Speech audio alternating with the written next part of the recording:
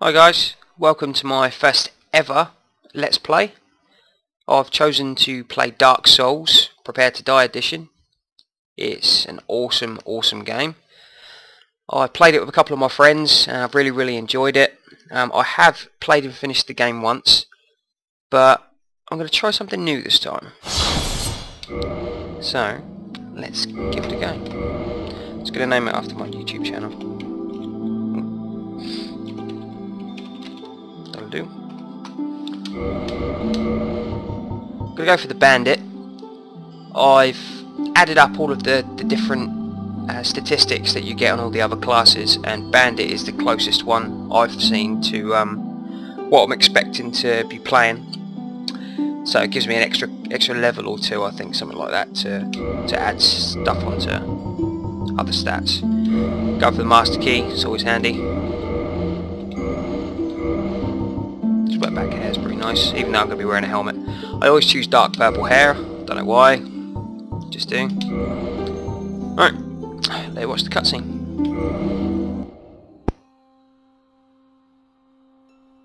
In the age of ancients, the world was unformed, shrouded by fog. A land of grey crags, arch trees, and everlasting dragons.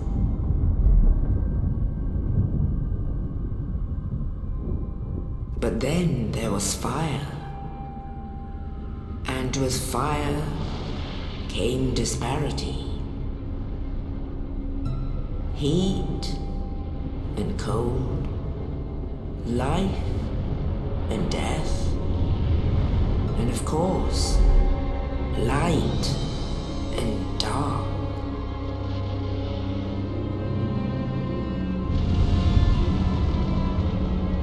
Then from the dark they came and found the souls of lords within the flame.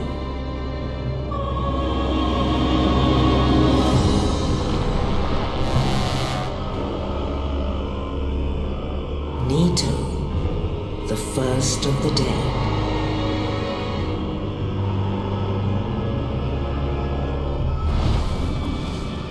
The Witch of Asylum and her daughters of Chaos. Gwyn, the Lord of Sunlight, and his faithful knights. And the furtive pygmy, so easily forgotten.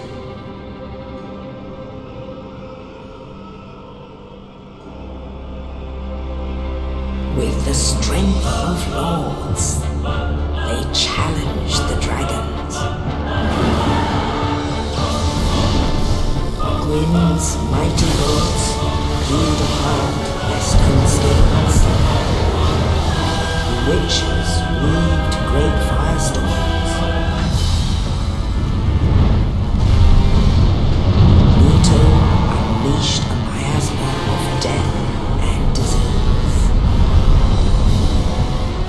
Seeth the scales betrayed his own, and the dragons were no more.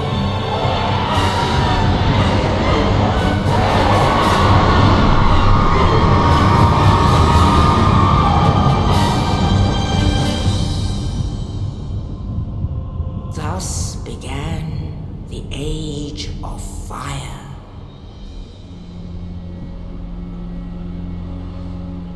But soon the flames will fade, and only dark will remain.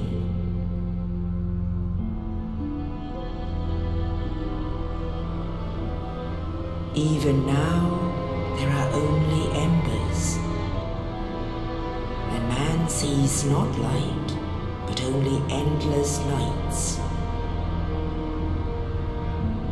And amongst the living are seen carriers of the accursed dark side.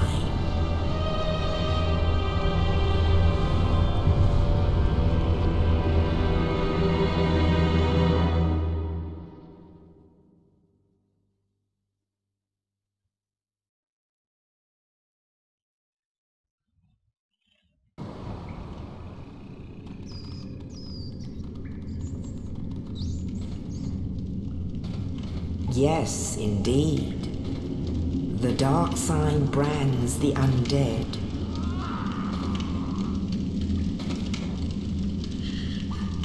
And in this land, the undead are corralled and led to the north.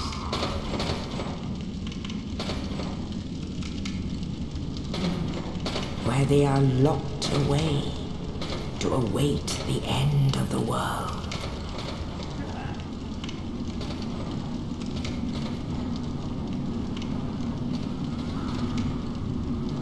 This is your fate.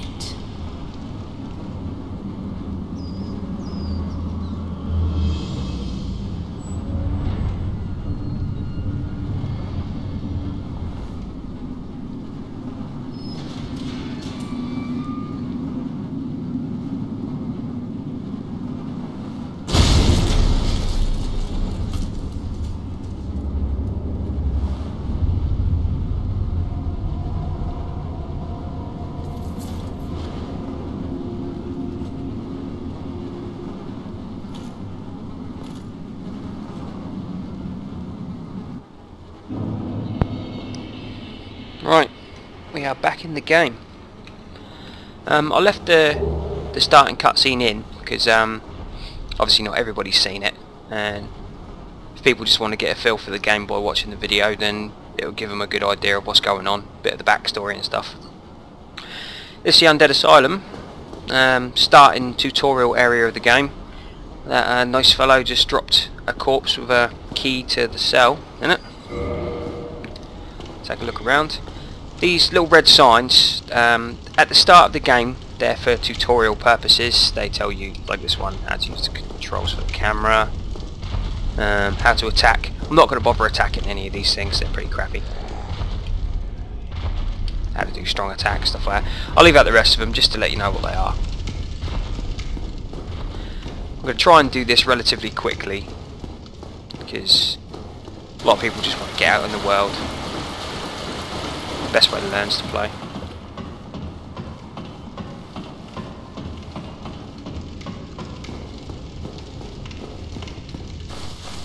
Just like it said on that tip there, this is a bonfire. Push A to light it if you've never been to it before. Push A again and you rest.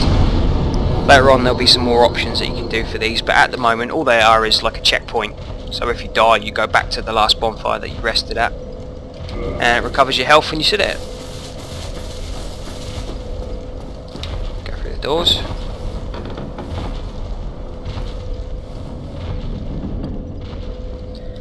Big room usually means one thing: boss fight. Get away. See, big guy.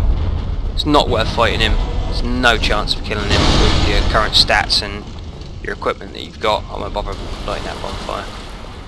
Get your shield. There's a shield. You can just run straight down to that guy and dodge the first arrow that he fires, then he runs away. But if you equip a shield, just keep it up as you're running. When you get to the end, he'll brick it, turn in, grab your weapon.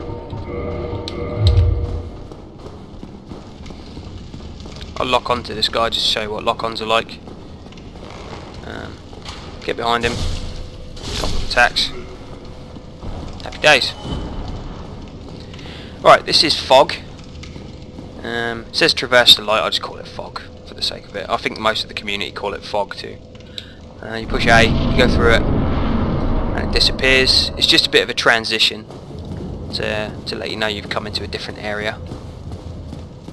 Go up here, you see the barrel at the top, rolls down. This wall lets you in. There's this guy, I'll let you listen to his script. Oh, you. You're no hollow. Thank goodness. I'm done for, I'm afraid. I'll die soon, then lose my sanity. I wish to ask something of you. You and I are both undead. Hear me out, will you?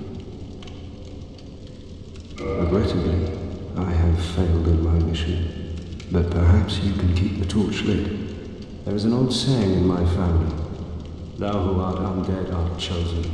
And thine exodus from the Undead Asylum maketh pilgrimage to the land of ancient lords, when thou ringeth the bell of awakening. The fate of the undead thou shalt know. Well, now you know. And I can die with hope in my heart. Oh, one more thing. Here, take this. An Estus flask. An undead favorite. Oh, and this. Now I must bid farewell. I would hate to harm you after death. So go now, and thank you. Alright, that's it. He gives you an Estus flask. He says it's the undead's favourite, but more of an explanation on that is that it heals you. Red bar in the top left corner is your health. Every time you get hit you take damage and the red bar decreases. It reaches 0, you die and go back to the last bonfire that you rested at. But the Estus itself, you use it and it gives you some of your health back. You can increase the effectiveness of the Estus, but we'll go into that later. I failed this one.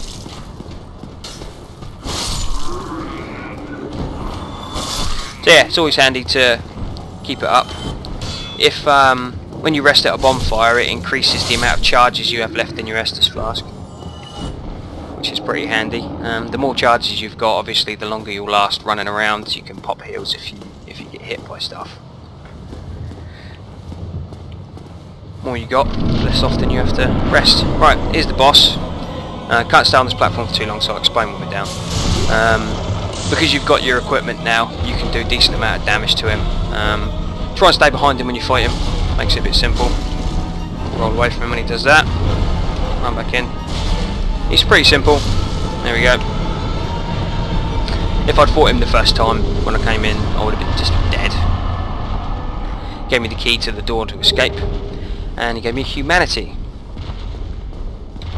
Right, humanity is, when you first use it, it can give you your health back, but it has another use. If you notice in the top left hand corner there's a 00 inside a circle. That's your humanity counter. When you have a humanity, when you rest at a bonfire, you'll get the option to revert yourself back into a human. It's called reverse hollowing. When you're a human, you've got a higher resistance to curses, and you have some more options in terms of the multiplayer effects. When you're in a hollowed form like I am now, you can see I look pretty decrepit.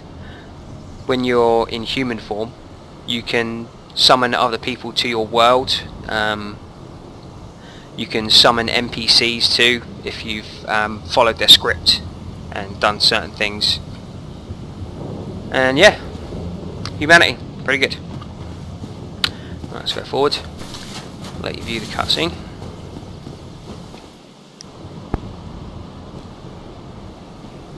Only in the ancient legends it is stated that one day an undead shall be chosen.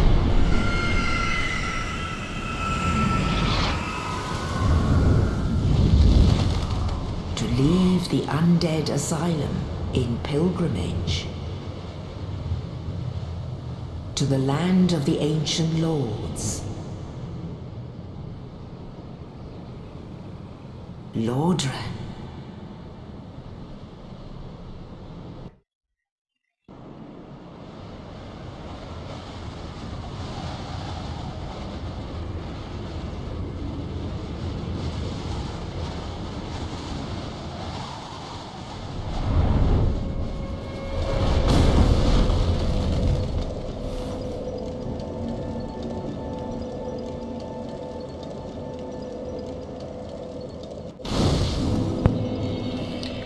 Alright, this is Firelink Shrine. It's the first area in the real part of the game away from the tutorial that you get to. It's a bit of a hub. You can get to 2 or 3 different places from here. And if you notice, when I rest at this bonfire, as opposed to the last one, got a couple more options. When I killed that huge demon in the Asylum, it gave me something called souls, which is the main currency for this game. You use souls to buy things from merchants. You also use it to level your character up. And if you notice, I've got 2,200 souls in the bottom right hand corner. the boss gave me 2,000 I believe, and I picked 200 up from the trashy crap which I downed as I was walking around. Can level up. In the top left where it says your character's name, and just below it says level, souls and soul requirement. The required souls is how much you need to level up to your next level. So just an example, if I wanted to increase, I don't know, strength, I put 1 point in strength, it takes away the amount of souls that I have total, increases the amount of required souls slightly, and increases my level. The level increase is shown in blue. Any stats that go up as a result of it are also shown in blue. So you see in the middle pane there, all of my defences have increased slightly. My left and right hand weapon strength have increased slightly. And yeah, I can level up twice. I'm not quite sure what I want to do in terms of leveling yet, but I will see how it goes. Like I said, this is the first time I'm playing this specific build that I wanted to play. I'm choosing to play strength and dexterity. Sorry, no, strength and intelligence. I've never actually played strength intelligence before. I do favour strength characters over anything else, but usually I just go full strength, and I don't allow any points in anything else in terms of sort of like buffs and magics and all that sort of thing. So I'm not sure how it's going to work out, but we'll find out. I'm going to call this the end. Thanks very much for watching, and I'll post another video soon.